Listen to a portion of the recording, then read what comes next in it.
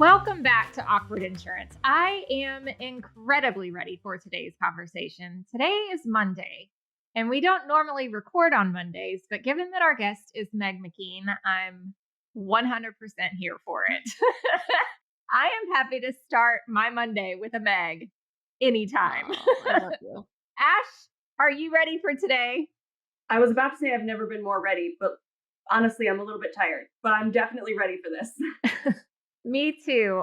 You recently posted on social media, and I can't remember where, if it was Facebook, LinkedIn, or somewhere, about being over hustle culture. What prompted you to do that? Yeah, I mean, ironically, because I just said I'm tired, so I would like to point out, I didn't in this one say I was over it just yet. It was a poll, and I said I go back and forth on this. Do you think hustle culture is over? And the two responses I gave were definitely it's balance over hustle or something. And then the second option was no, hustle all the way. And I realized that those are two very like opposite end of the spectrum answers, but I was just trying to get a vibe. And like I said, I go back and forth on it because there's sometimes where I'm just like working myself so much and then other parts of my life start to kind of lose that balance, whether it's friendships or with my husband or even self-care.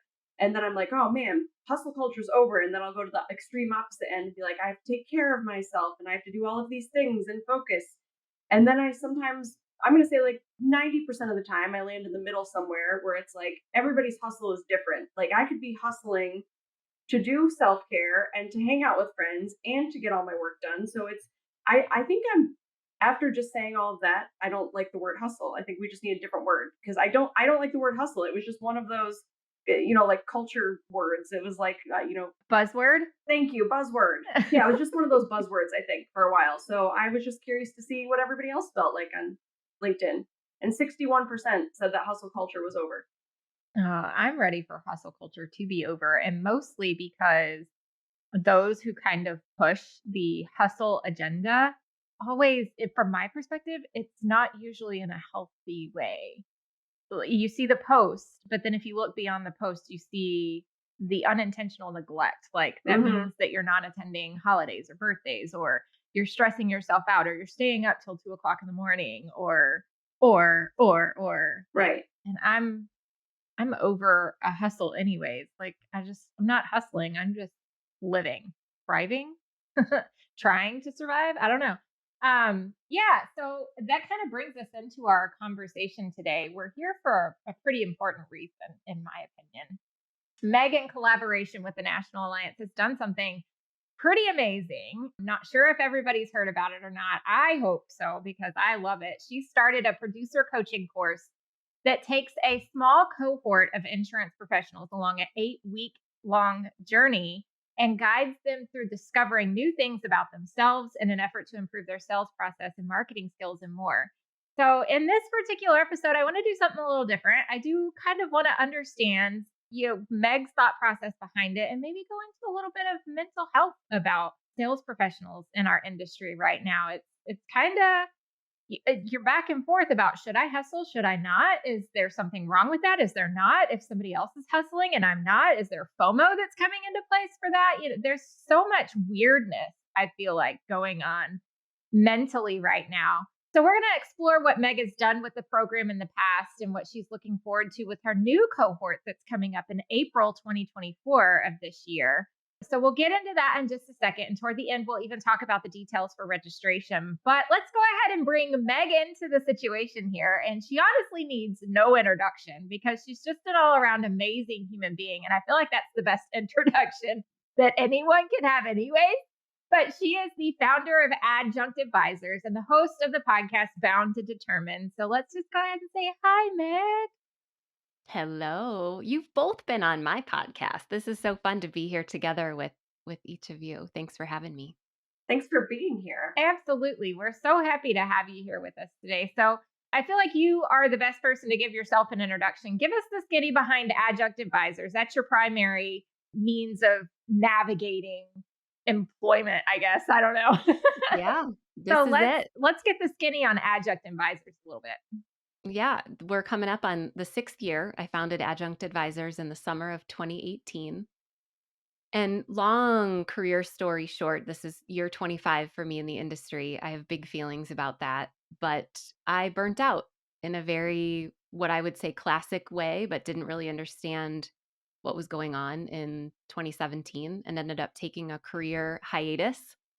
Thought it would last about 6 months, and I stretched it to a year thanks to some creative budgeting and also not having a clue what I was going to do next. And really realized that the things that I was really repelling about the insurance industry were things that I might actually be able to affect some change in. And I started out doing one on one producer coaching.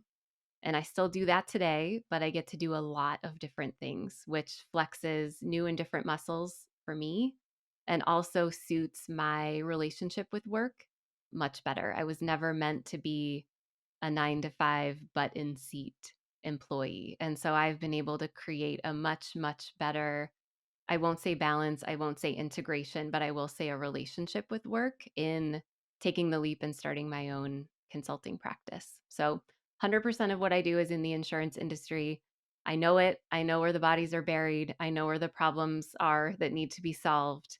I cannot do it all. I do not do it all, but it's really gratifying work and meaningful work, which brings us to why we're having this conversation today. People tell me things. It's fascinating what people tell me. So you have had 2 cohorts with this producer coaching series already, right?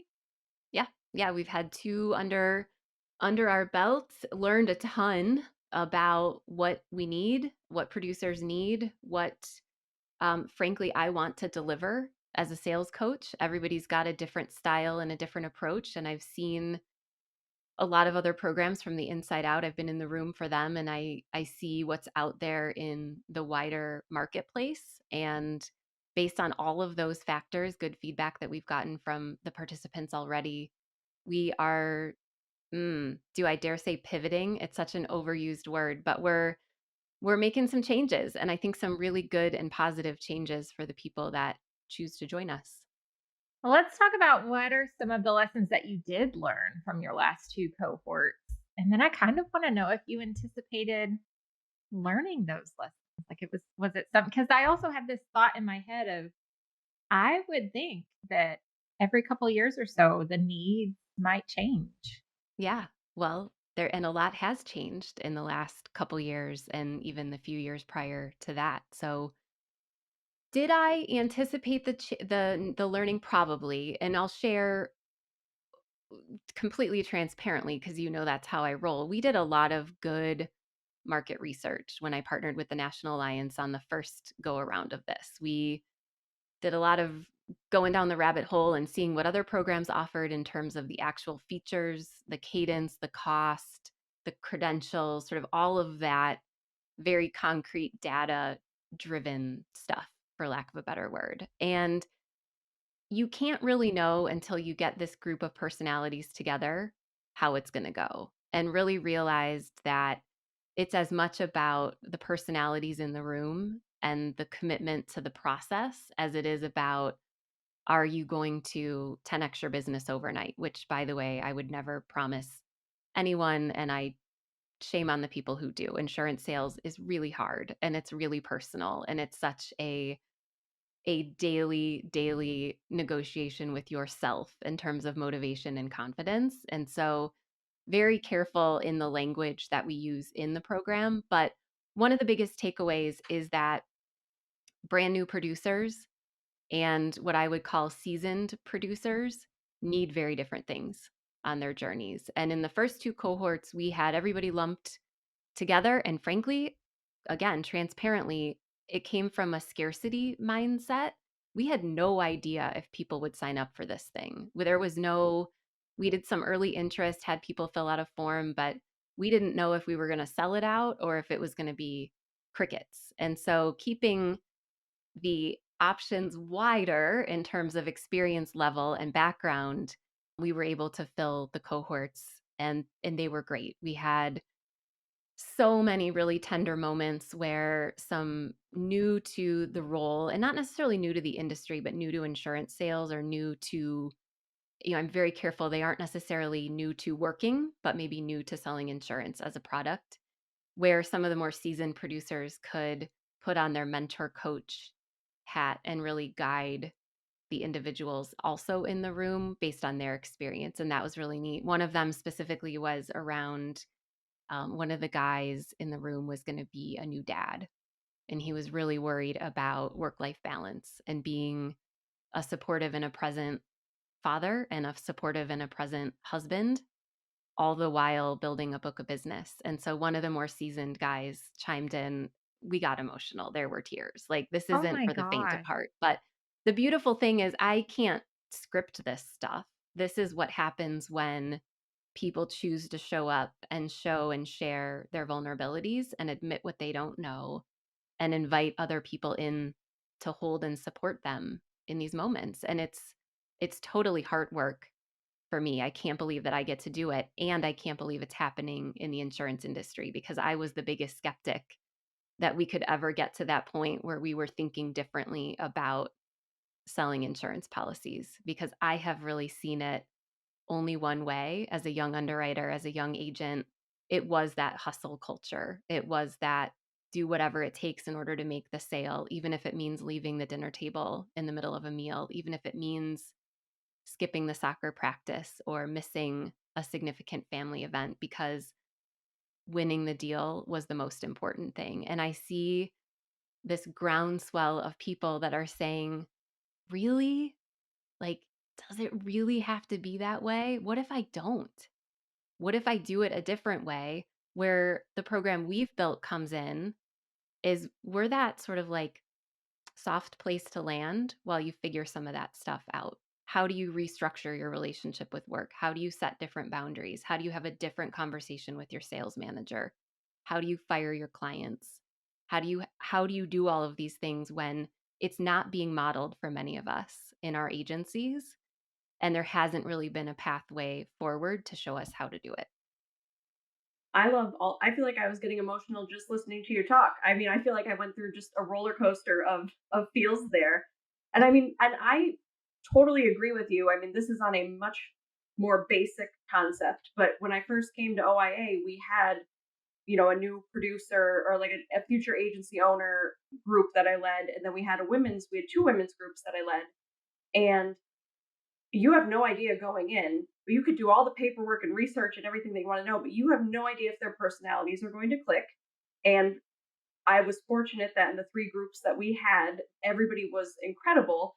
But then even seeing the difference between the guys, and they talked about some personal things, like they would open up, but then seeing the difference with the women and how they spoke about their feelings and how much faster it was to open up and say like, yep, well, this is what I'm dealing with on top of all of this at the agency. And it was just it was very, very interesting. So it's great to hear that you had a cohort of mixed, seasoned and new, and it wasn't like, okay, now it's just basically the season that they're taking over and have to become that mentor, and they're not getting anything back from the new producers. But it sounds like there was that give and take, which is really awesome. Yeah, absolutely. And also recognizing that a producer who's in their first 3 years of producing may at many times still feel like they have something to prove, or may even literally have their job on the line. They may not yet be validated, and I hate that word, but we are valid from the beginning. However, are not covering the cost of having them in the agency. That is a very different motivation, and it brings on a totally different level of anxiety and fear, and can do wild and amazingly ridiculous things to your confidence. A seasoned producer who's been at this for 5 years, 10 years, 15 years, who's built a book of business that is doing what it's meant to do. They're getting renewals, they're losing a certain amount of business. It happens. They've been through some really tricky situations. And this is when I say people tell me things. Again, as a coach, like, part of it is the nature of being a coach, but it's also just being out there and being present in the world. And for whatever reason, being willing to go first and sharing my own vulnerabilities invites other people in to share theirs. And what is different right now, and this isn't a conversation about the hard market from an academic standpoint, but what I'm hearing on the street and in these private spaces that we create is This one is different. It's harder than it's been hard in the past, and not just because of what's going on in terms of pricing increases and risk appetite changes and capacity reduction and all of those the scientific things that are true of a hard market. We are different.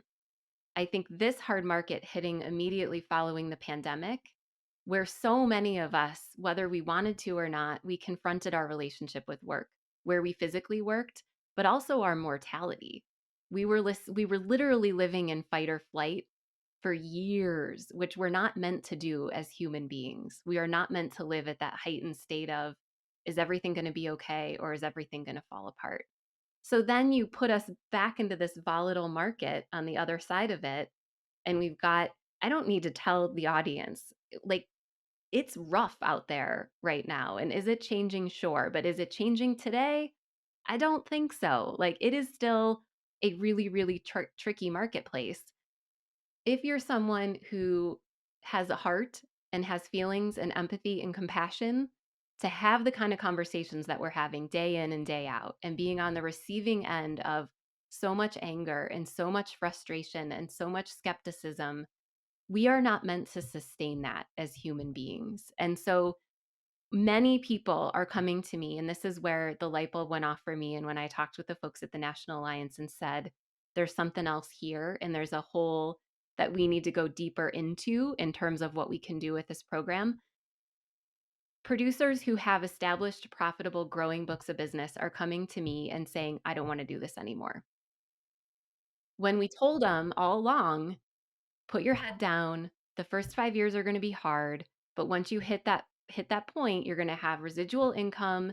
You'll have all this flexibility, all this autonomy, all the money that you want, unlimited income potential. They have all that.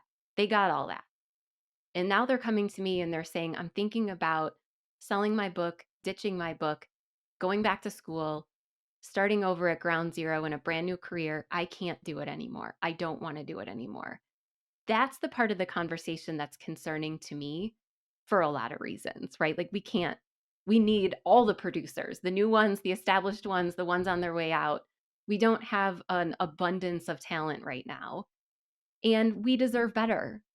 We know the value and the strength in this industry. And if someone is feeling that way, then we as an industry need to show up differently to support the people that choose a career here.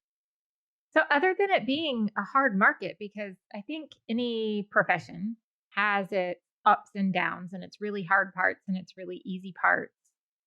And I mean, you gave some reference to, it being COVID and being put through an extended exposure to fight or flight.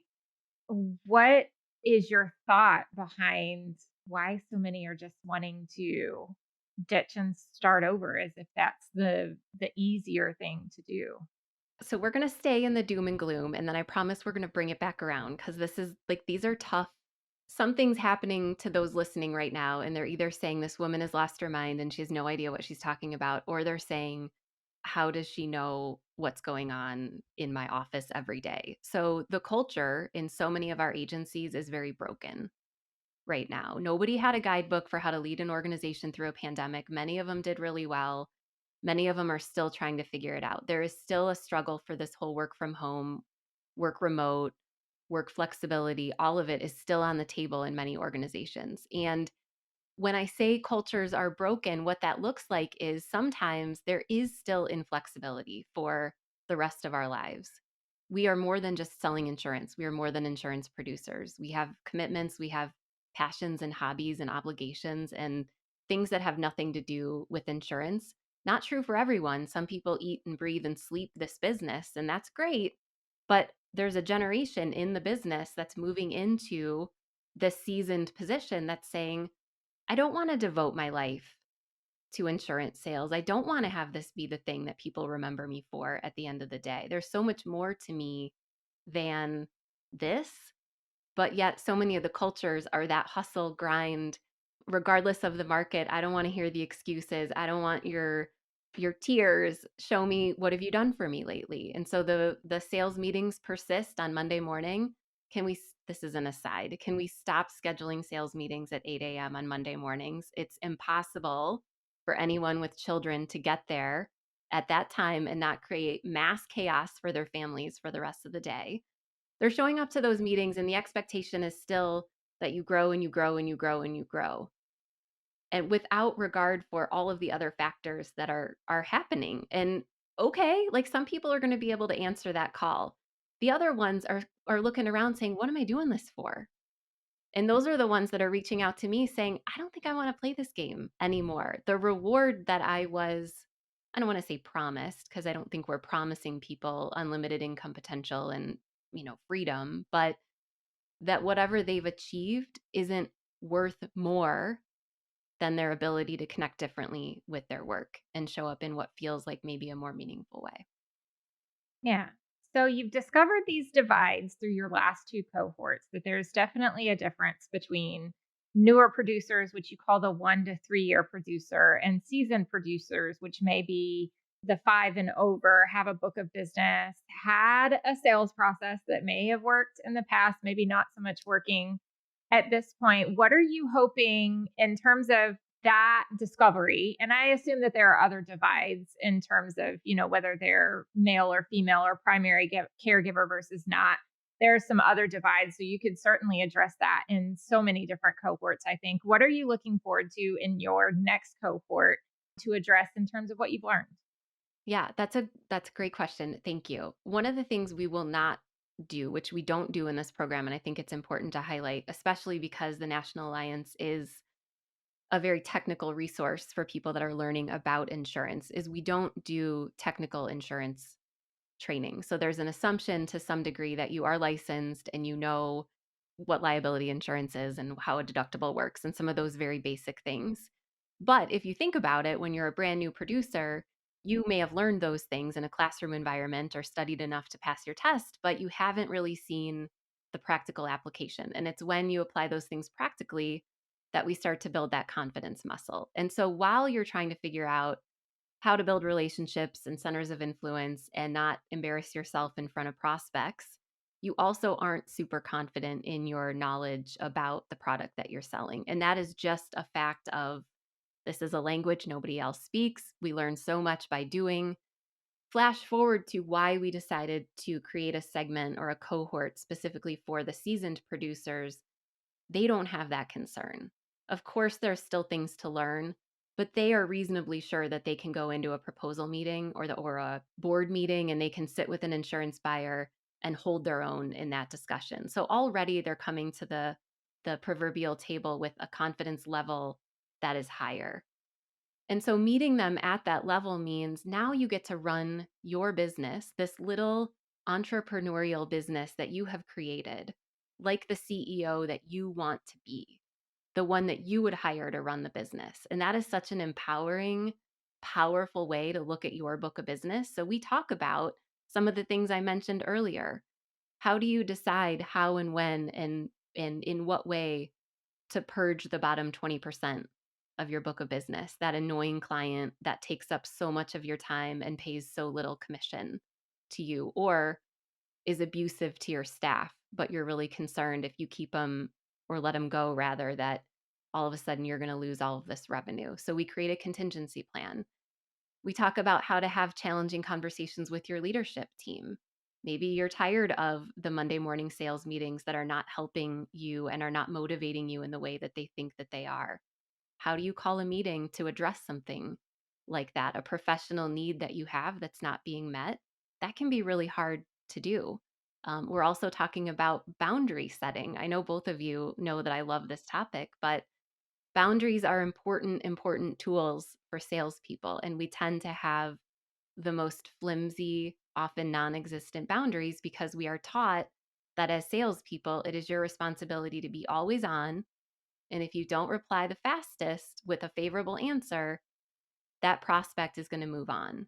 And while that may be true in some cases, a seasoned professional shouldn't have that worry because they've already got an established book of business that is doing what it is meant to do. It is not passively, but it is making them residual income while they focus on bringing in the new. We'll get into some interpersonal things, delegation, some time management tools, and also things like AI. If you've been at this for 15 years, AI is this kind of ominous looming thing that we've been told is going to put us out of a job, but also could be a really powerful tool if we wanted to be curious and learn about how we might leverage it. Or just be intelligent enough to talk about it with our prospects who are also confronting it in their own businesses. I think that's a really key factor there when you talk about AI. A lot of people, when they bring up the topic of AI, they think of how does it impact me? And Yeah. I think they forget to flip that coin over to the other side and think, what are my customers doing with AI? So I'm glad you brought up the other side of the coin to that. And that's really what, when we talk about being a confident advisor, being a CEO, it's that you have the ability now to take the focus off of that fight or flight. Am I going to make this? Am I going to pull this off? Can I even do this? I know that feeling. And it's not Like fun. every day. But then I go Like, to bed and I'm like, well, if I'm not doing something to get myself fired, am I even working? yeah. And if people are listening and they're like, that is not my experience, good. Like, I am so glad and I'm so hopeful that we are bit by bit shifting the culture of sales within our organizations. But it's not true for everyone. And it's not true, we all respond and react differently in the same environment. So Bob might be having a totally different experience than Susie is having. And neither is right or wrong, but they're both very different people with very different needs. And so this program is really how to become that next, I don't want to say next level. That's so cheesy like marketing speak, but really that's what it is. So the business is Enhanced established. You don't version. have to prove. Yes, thank you. Thank you. You don't have to prove that you know how to sell an insurance policy. You don't have to prove that you know how to have a tough conversation or deliver a difficult renewal increase. But there are probably some things that you can be doing to better align that balance that we've been talking about so that you can show up to work and be proud of the work that you're doing and have it, dare I say, feel good because it should. We do really meaningful work and we are really committed to doing it. And sometimes that's going to mean letting go of the bully or having another difficult conversation but it's really choosing yourself first and with a massive amount of trust, right? That you're going to make some of these decisions and implement some of these things and it's going to be okay. So when Bob 2.0, enhanced version of Bob, shows up to Meg's cohort number 3 or next cohort, April 2024 cohort. I know we talked about this before. Listen, I even have Bob, but I wrote it down in terms of book of business, not actual Bob, Oh, but I love it. it's in my notes. Like, look, there's We're Bob such right there. nerds. Yeah, such nerds.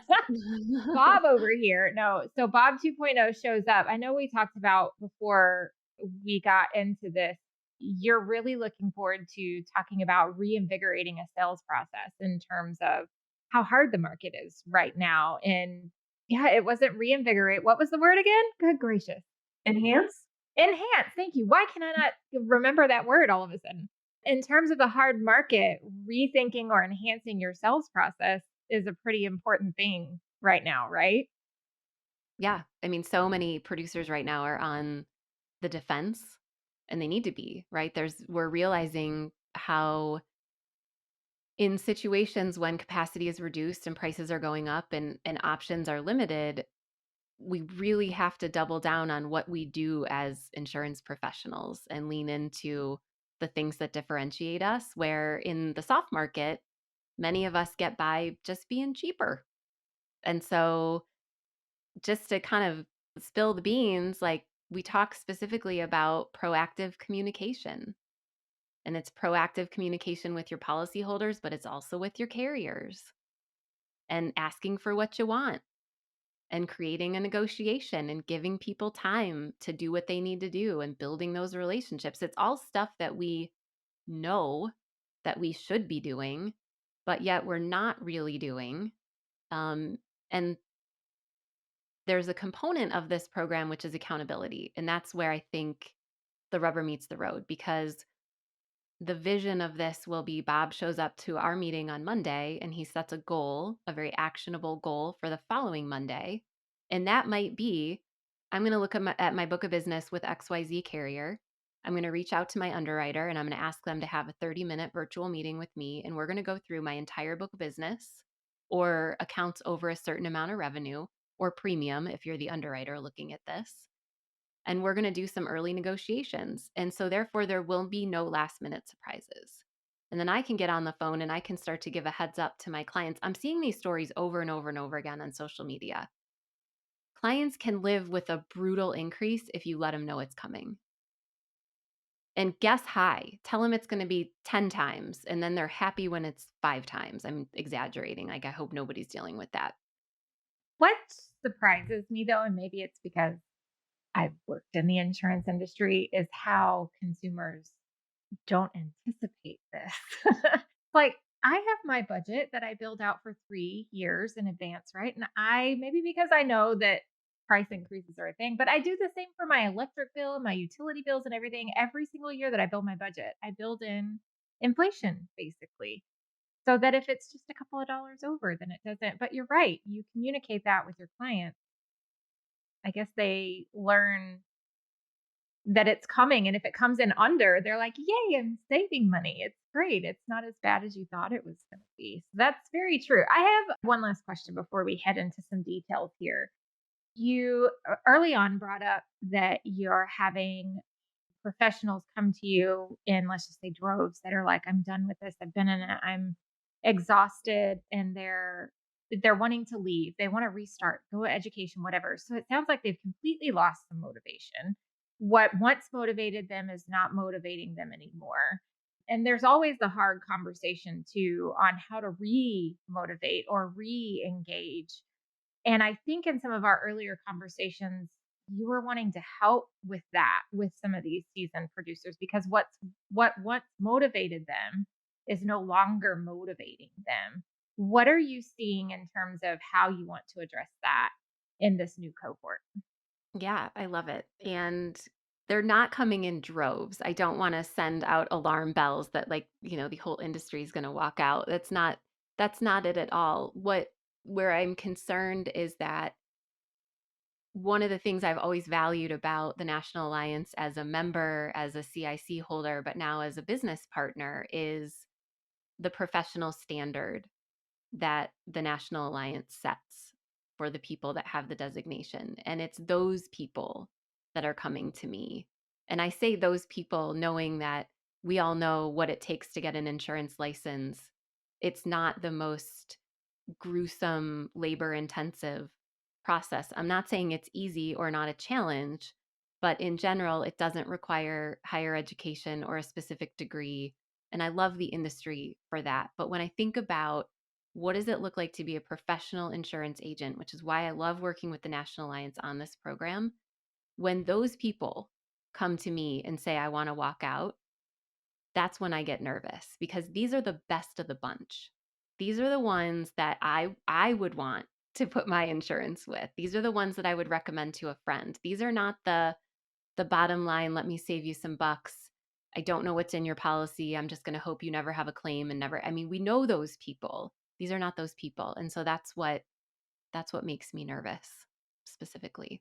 How do we remotivate them though? I Um, cannot. So, like, newsflash, spoiler alert, and I add a nice, huge disclaimer at the beginning of each cohort that the folks in the room are going to get out of the experience what they put into it. And I cannot motivate anyone. I have a hard time motivating myself, frankly, some days. However, motivation comes from within. What I can do is I can inspire, I can give you evidence, I can help you when you're stuck or when you don't believe in yourself or you don't believe that what you want is possible on the other side. I can give you some ideas and some techniques and things to think about the way that you're navigating your work right now. Maybe you can look at it a little bit differently. And it's all of it's evidence. And the more you see it and the more you believe in it, and here's where I get a little woo woo, the more when you're faced in that moment to do A or do B, A is what you've always done and B is something different, where you might actually give B a try. And then the cool thing is over the course of 8 weeks, you get to come back to the group and you get to say, I tried this hard thing or hard thing for me and I didn't die, and actually it worked out really well. And then one of like literally my favorite thing about this program, I just have to spill this part of it. We come back after 60 days. So we're together for 8 weeks and it's sad and horrible. It's like the last day of summer camp where you're like, am I never going to see you again? You will see each other again because we come back around 60 days later virtually for a reunion, which is really fun because we get to share some stories and successes or hardships because this is not an easy path. So it's just great to be able to build some connections together in real time, but then nurture these relationships beyond. And from what I can see and what I hear on the street, a lot of the individuals that have been through the cohorts together stay in touch, which is really neat to think about having a team of allies for you out there in the industry who are willing to take your call if you need help with something or cheer you on a day when you're struggling. And I think that that's a really powerful byproduct of all of this as well. I can't wait to see what comes out of your third cohort. I think it's a great mission I think you've got going on, in a journey of not only reinvigorating a sales process for somebody in a time when you're right, the market is one of the hardest, weirdest, strangest, most unknown sides of the market that we've seen in a really long time. But at a time where a lot more people are focusing on mental health and how to, I hate the term work life balance. I don't understand why there's a divide to begin with, all life for me anyways, but at a time when people are focused more on their work life balance, I think it's a great mission that you've got going on with your third cohort. So let's go over some details on how to engage with Meg and her new cohort. Who is ideal for your upcoming group? So we're looking for producers with 5 years of experience or more in any lines of business. So we are not exclusive to PNC or life and health. Most people are PNC. And when does your next cohort start? These are great. It's like we practiced this. April April 22nd. It's a Monday and we meet for 8 weeks. We have a little jog in the schedule because of Memorial Day. But I love it. yeah. So I also hear that registration is limited. So the sessions do sell out. You do end up with a wait list and you'll work on that wait list afterwards. And participants or the cohort can register at scic.com. And there will be a registration link in the show notes for this one as well when we post it on social media and all of that so that you can get registered that way. And I also hear that the cost is just under 2000, which for me is like sticker shock. It takes me a second to make some decisions on something that's like that. So if someone's on the fence or having a hard time, even though I know the value of having Meg in your corner is well beyond Yeah. the sticker shock that's there already, what advice do you have to somebody who might be on the fence or maybe not so sure how to ask to be able to attend this event? Love the disclosure, love the honesty. You're right. It's not nothing. I'll share that in the first couple cohorts, we had some individuals pay for themselves because they wanted to make the investment in that way. Most cases, the employer paid as part of an ongoing education benefit.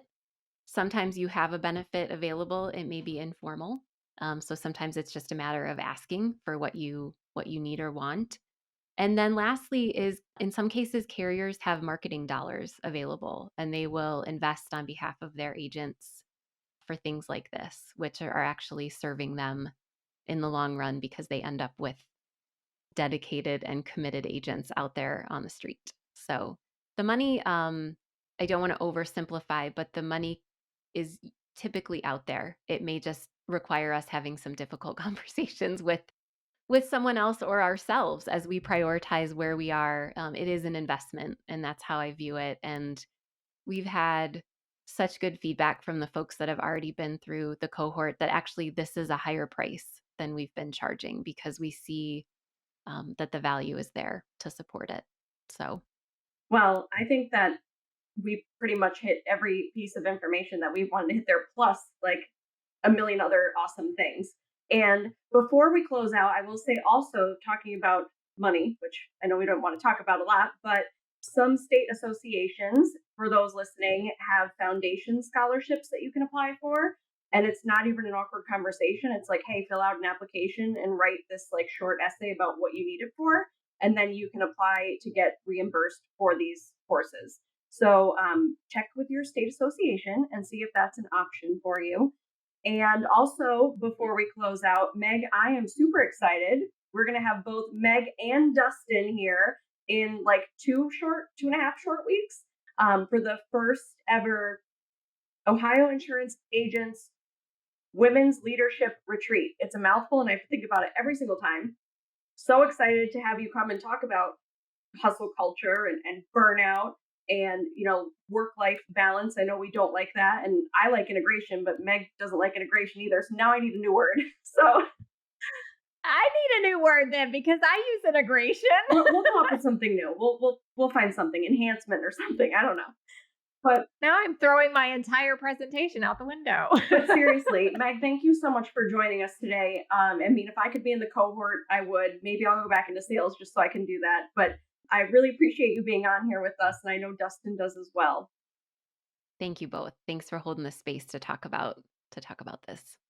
Yeah, absolutely. Thanks so much for being here, Meg. Toodles, everybody.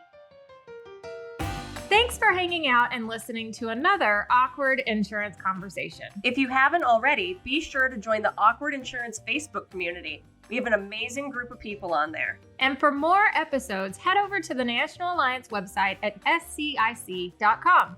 Now go forth and be awkward. Toodles! That's awkward.